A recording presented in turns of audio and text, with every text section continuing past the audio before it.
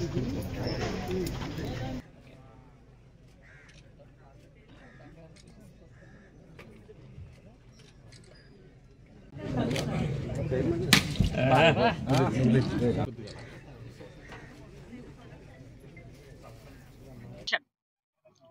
తీసుకెళ్ళాలి, ఏ మిల్లుకి తీసుకెళ్ళాలి, ఆ మిల్లులు కూడా ప్రభుత్వం డిసైడ్ చేసింది.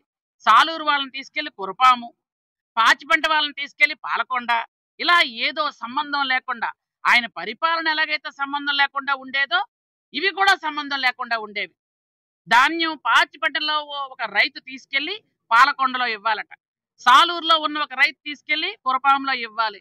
అలాగా పొంతన లేనటువంటి మిల్లర్లకు అటాచ్ చేసి డబ్బులకి ఇబ్బంది పడుతూ అక్కడికి వెళ్ళిన తర్వాత వాళ్ళేమో కాదండం, మళ్ళీ తీసుకురావడం, చాలా ఇబ్బంది పడేవాళ్ళు. మొక్కజొన్న రైతులైతే పాపం 30% కొని 70% ఏట్లో పారబోసుకోమని చెప్పిన రకాలు గత ప్రభుత్వం.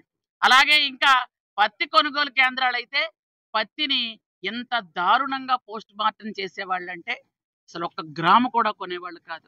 పత్తి కొనుగోలు కేంద్రం స్టార్ట్ అయిన తర్వాత మొత్తం ఆ భవనం అంతా ఖాళీగా ఉండిపోయేది. అలాంటి పరిస్థితి ఈ రోజు రాకూడదని గౌరవ ముఖ్యమంత్రి నారా చంద్రబాబు నాయుడు గారు రైతుల్ని మనం చక్కగా ఆదుకోవాలి, రైతుల పంటలు తడిచినా పర్వాలేదు కొనండి అని చెప్పినటువంటి ఏకైక ముఖ్యమంత్రి ఎవరంటే మన చంద్రబాబు నాయుడు గారని. కాబట్టి 24 గంటల్లో అందరికీ డబ్బులు పడతాయి. మీరు గన్నీల గురించి ఇబ్బంది పడక్కర్లేదు, అమ్మాలి ఛార్జీల గురించి ఇబ్బంది పడక్కర్లేదు. ఏ మిల్లుకి మీకు నచ్చిన మిల్లుకి పంపించమని మీరు చెప్పొచ్చు, మీరు తీసుకెళ్ళక్కర్లేదు. అవి